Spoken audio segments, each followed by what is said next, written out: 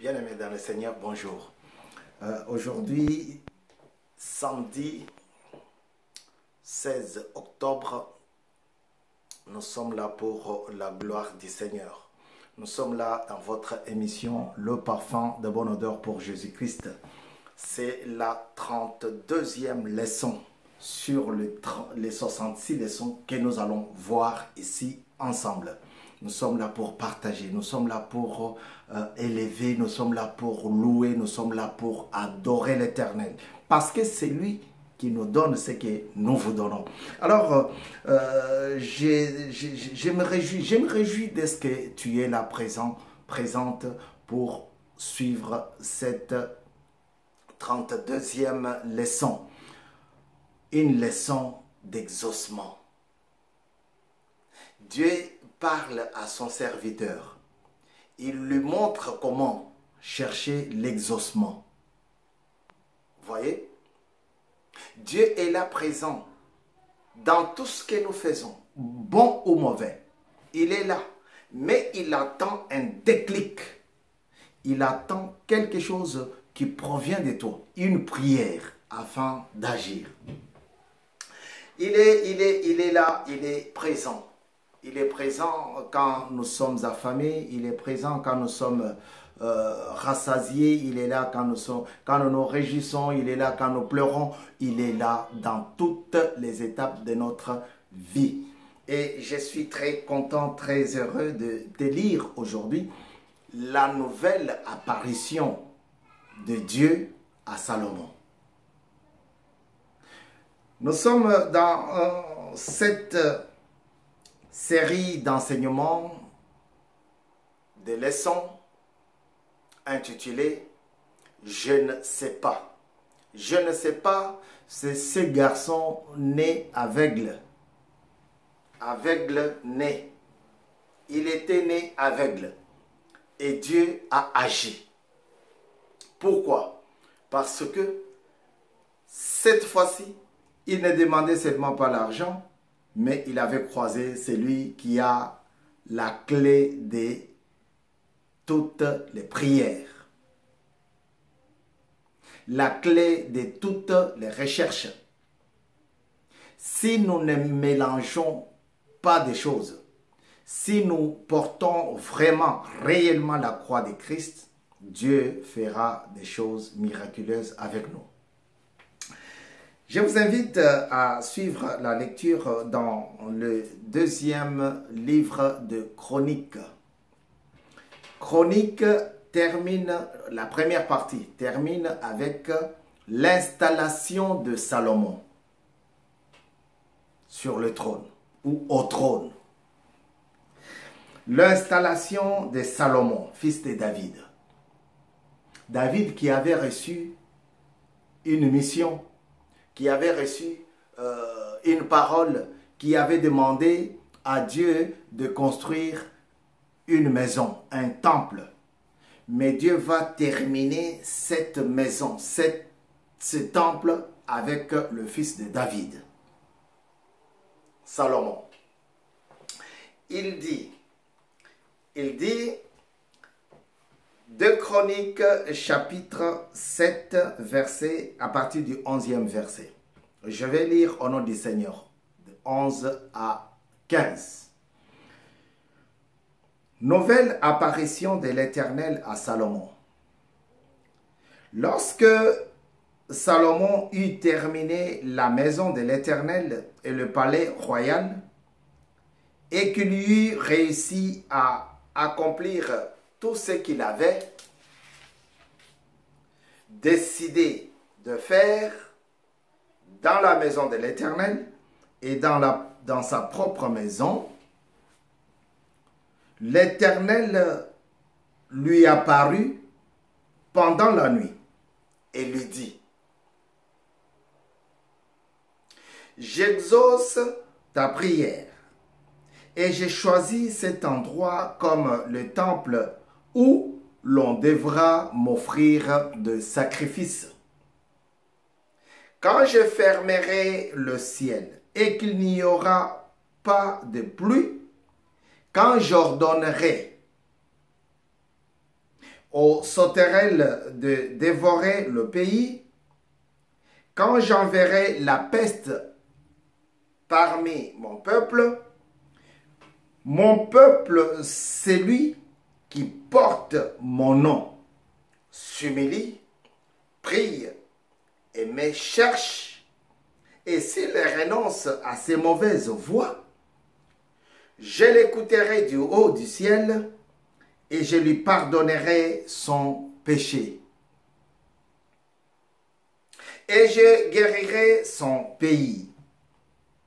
Désormais, verset 15, désormais, mes yeux seront ouverts et mes oreilles seront attentives à la prière faite à cet endroit. Parole du Seigneur. Nous allons lire également notre texte de base. C'est lui qui va nous accompagner tout au long de cet enseignement.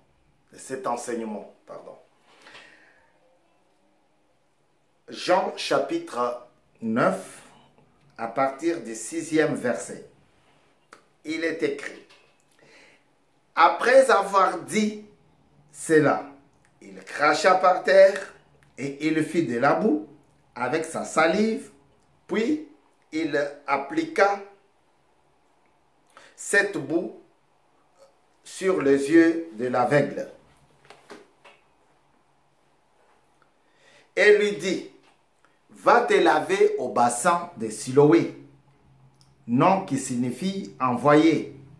Il y alla donc, se lava, revint voyant clair.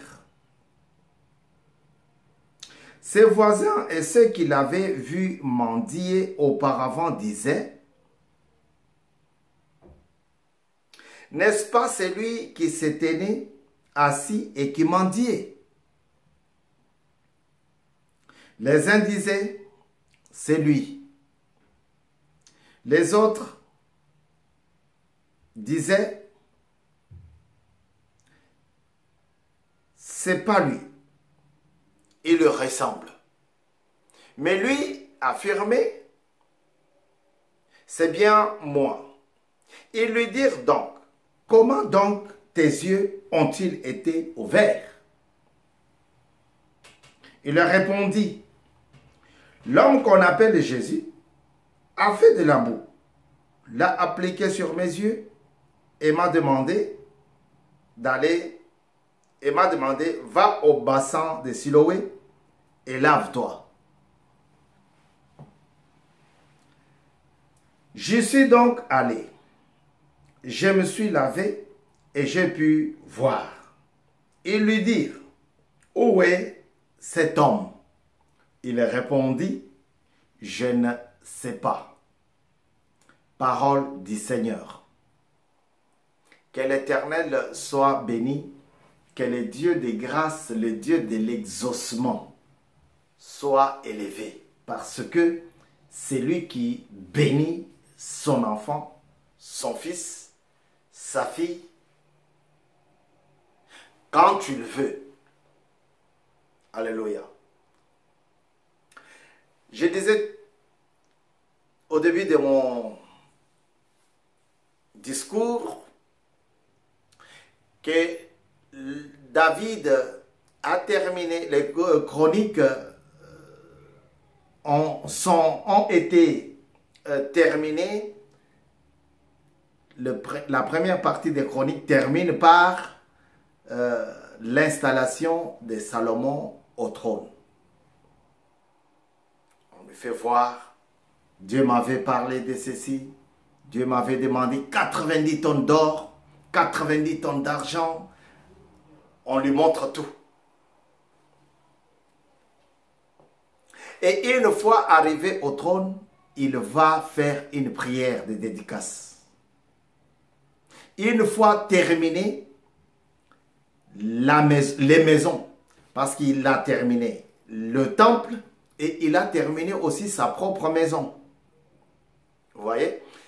Une fois terminé les maisons, le garçon va rendre gloire, va rendre grâce à Dieu. par la prière. Et dans la nuit, Dieu va le visiter. Dieu va apparaître à lui.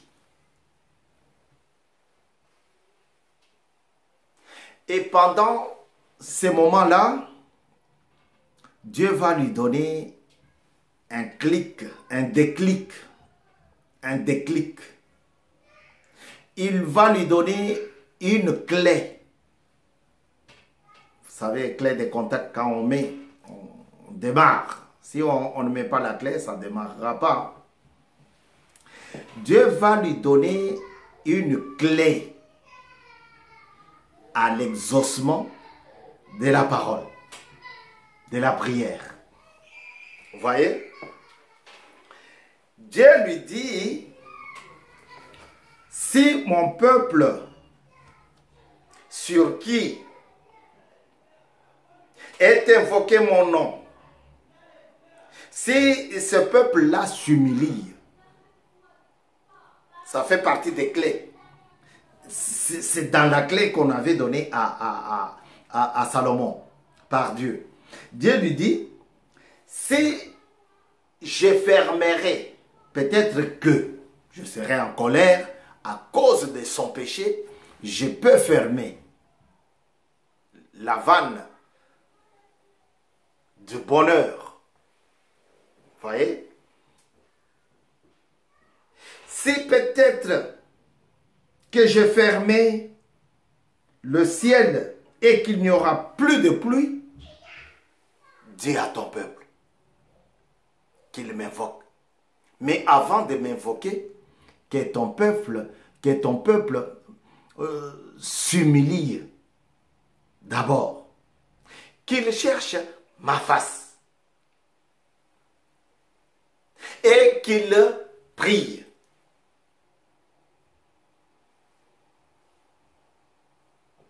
C'est pendant ce temps-là que j'exaucerai sa prière. Ah là là là là, je ne sais pas. Qui a pris ma ceinture? Je ne vois plus ma ceinture, c'est l'heure de l'école. Je dois partir, il me reste plus que 2 minutes, il faut que je prenne le train. Qui a pris ma ceinture? Qui a pris mes chaussures? Qui a pris ma veste? Il fait déjà froid, c'est l'automne. Je ne sais pas, papa. Je ne sais pas, grand frère. Je ne sais pas. Je ne sais pas, maman. Ça, c'est des réponses que nous entendons tous les jours dans nos maisons. Qui a pris ma bouffe? Moi, je n'ai pas encore mangé, mais qui a tout mangé? On entend ça de partout. Ici, Dieu parle avec son messager, avec son prophète, avec son ambassadeur. Et il lui fait voir que tu as tellement bien travaillé que je reste avec toi, que je serai près de toi. Tu as tellement bien fait que je ne veux plus m'éloigner de toi. Même de ton peuple. Alléluia. Dieu lui dit, quand je fermerai le ciel et qu'il n'y aura pas de pluie. Frère, la pluie. Il y a des endroits où quand il ne pleut pas, parce que chez moi, au Congo, il pleut quasiment toute l'année. Hein. En Bandaka, il pleut toute l'année. Au Kasaï, c'est presque la même chose, 9 mois de pluie. À l'est, pareil, la continuité de la forêt équatoriale. Et il y a des endroits où il ne pleut pas. Dans le désert. Et Dieu lui dit, peut-être que je fermerai le ciel pour un instant, pour un moment.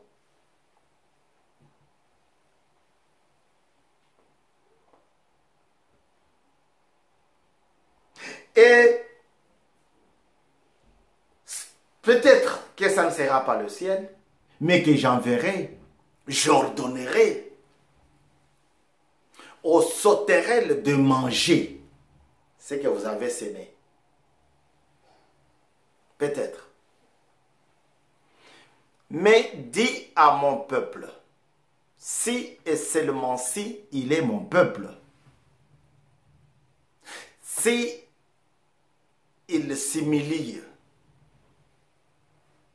Mon cours de télévision, c'est votre espace.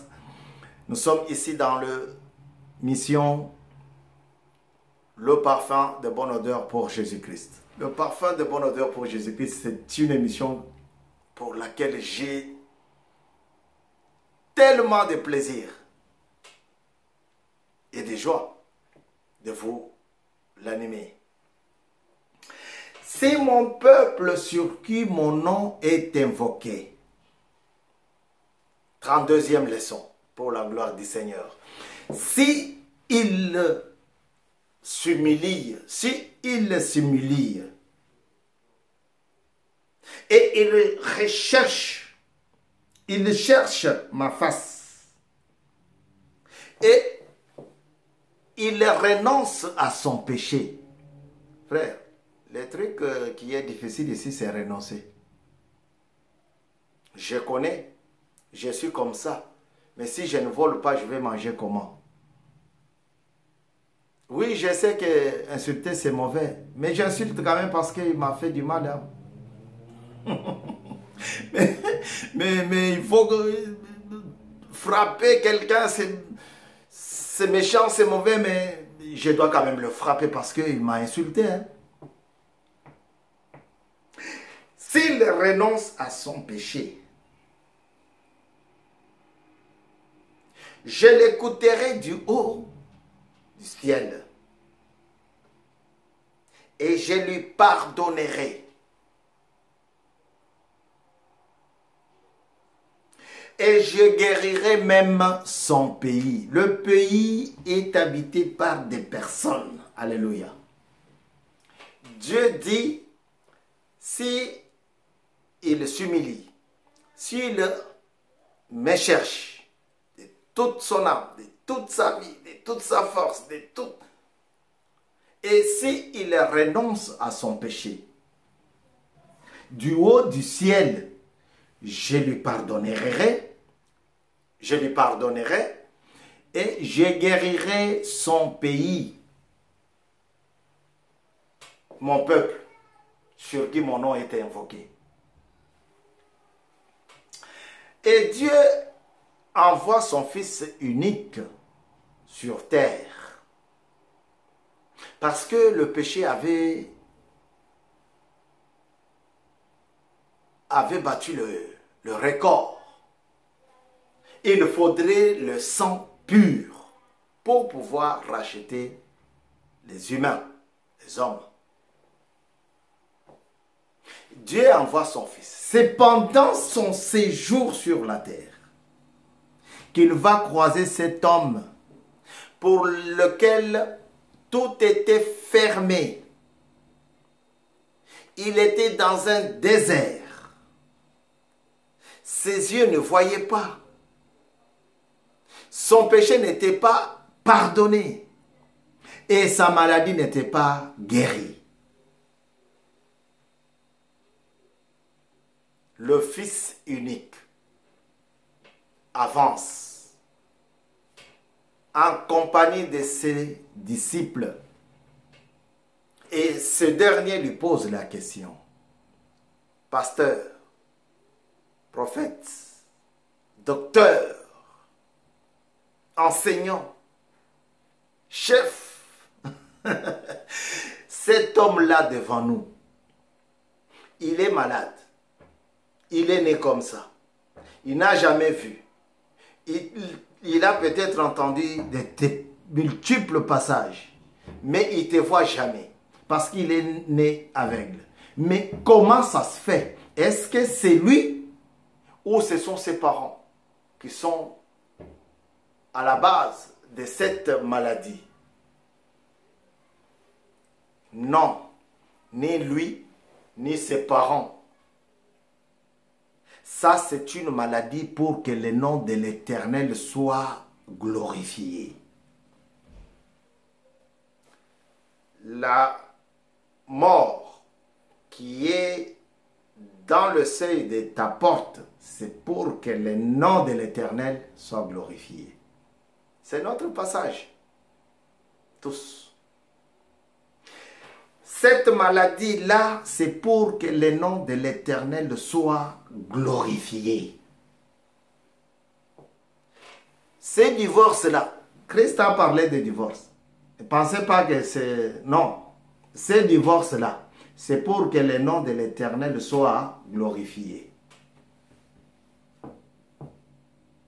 Des fois, c'est comme ça. Et il avance vers le monsieur, né aveugle. Il va travailler la boue. Le monsieur s'humilie. Il écoute tout. Et on lui demande même de se déplacer jusqu'au bassin de Siloé. Les noms qui signifiaient, ou qui signifient jusqu'à maintenant, envoyé. Il va là-bas. Il fait ce qui lui a été demandé. Et il retrouve, il recouvre la vue. Voyez? C'est là que la gloire de Dieu, c'est là que la puissance de la guérison avait pénétré les tympans de ses disciples. Ah bon? Non! Maintenant, ce sont les jaloux, les ennemis de la vérité, les ennemis de ton succès, les ennemis de ta victoire. Une victoire sur le péché. D'abord, ce n'est pas la victoire quand tu achètes une voiture toute neuve, non. Ah, avant, j'achetais que des occasions, mais maintenant, c'est tout. Non. Une victoire sur ton succès. Une victoire sur la vie chrétienne. Alors, tu prends, ils viennent, pardon, pour vérifier, pour lui demander qu'est-ce qu'il faisait, de quoi, comment il a été guéri. Vous voyez? Comment cet homme a été guéri? On lui pose la question. Ça a commencé avec ses parents. Les parents ont dit non. Approchez-vous vers lui. Approchez-vous de lui. Posez-lui toutes les questions. Puisqu'il est déjà majeur. J'ai un enfant majeur et quand je pose des questions, je dis non, non, non, toi tu es déjà majeur. Allez-y, allez-y le voir. Ils sont allés le voir pour vérifier si c'était vrai. Les ennemis de la parole, les ennemis de la vérité, les ennemis du succès, les ennemis de ton bonheur. Dis-nous, comment ça se fait? Comment ça se fait? Est-ce que ces messieurs-là, est-ce que c'était une dame? Est-ce que c'était un vieillard qui t'a guéri, qui t'a opéré ces miracles? C'était quel jour? Et lui, il dit, l'homme qu'on appelle Jésus. Il a travaillé la boue, a collé sur mes yeux, m'a demandé d'aller se baigner. Et il a oint mes yeux et il m'a demandé d'aller se baigner. Ils n'ont pas compris. Ils n'ont pas compris la réponse. Que mes yeux étaient déjà guéris pendant que j'étais avec lui. Vous voyez? Et il continue. Il est où? C'est qui lui? Lui dit, je ne sais pas. Je ne sais pas. C'est cette réponse qu'on va partager ici. On n'est pas dire décortiquer, partager. Mukulu Télévision va vous accompagner suffit seulement de cliquer sur abonnez-vous et puis vous êtes abonné. Et comme ça, nous allons partir jusqu'à la fin de cet enseignement. Dieu exauce la prière des humbles. Il dit, je résiste aux orgueilleux, mais je fais grâce à celui qui s'humilie. Salomon s'est humilié. Il a entendu tout ce que son papa a dit et il s'est humilié. Dans le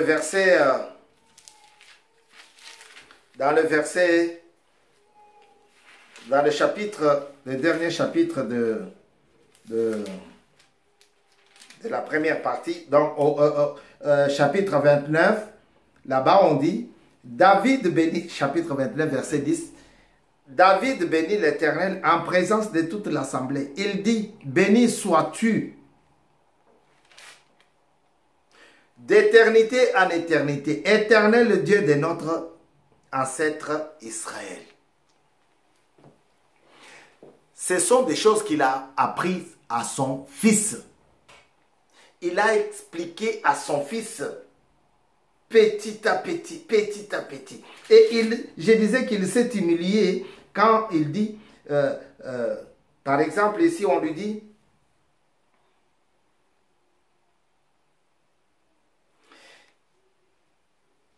de plus, 29, chapitre 29, 1 Chronique 29, verset 3. Il dit, de plus, dans mon attachement pour la maison de mon Dieu, je donne à la maison de mon Dieu l'or et l'argent que je possède en propre. En plus de tous ces que j'ai préparé pour la maison du sanctuaire. Verset 4, il dit, 90 tonnes d'or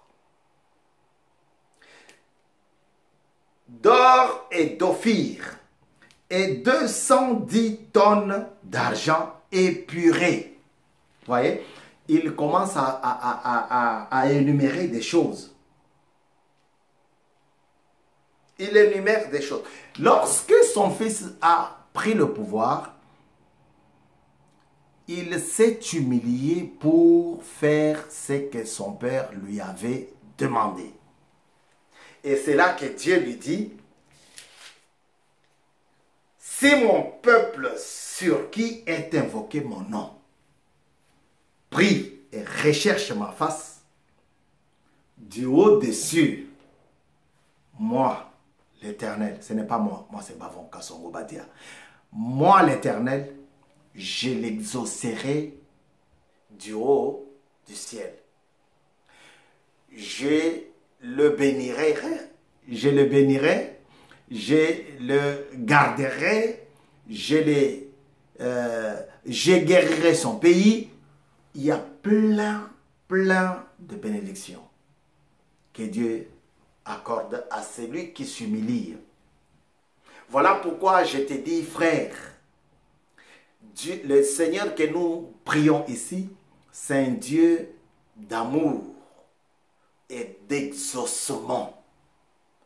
De la même façon qu'il avait exaucé la prière dans Ézéchiel 36, là où il avait donné la vie aux eaux, Dieu peut aussi exaucer ta prière. Alors que tu te confies en lui. Alors que tu marches selon sa propre volonté. Mukulu Télévision, c'est votre espace. Nous sommes arrivés à la fin de notre intervention ce jour. Gardez ceci. L'Éternel, le Dieu, est un Dieu qui exauce la prière de juste. La prière de ceux qui s'éloignent du mal. la prière de ceux qui demeurent dans sa maison. Il leur exauce. Il est là. Il veut aussi t'exaucer. Parce que tu fais partie de ceux de la maison. Même si tu traverses la vallée de Baca, même si tu traverses ton désert, comme ces messieurs qui ne voyaient pas toute sa vie, Dieu est là et il veut t'exaucer. À condition que tu quittes le bateau mensonge, le bateau de la jalousie, le bateau de la haine, de la sorcellerie, le bateau des fétiches. Dieu veut que tu sois quelqu'un qui reste dans sa maison. Au nom de Jésus, nous avons ainsi dit Amen. Nous sommes très contents, nous sommes très bénis encore ces jours du samedi 16 2021. Que la paix et la grâce de Dieu vous soient accordées. Au nom de Jésus, nous avons ainsi dit Amen.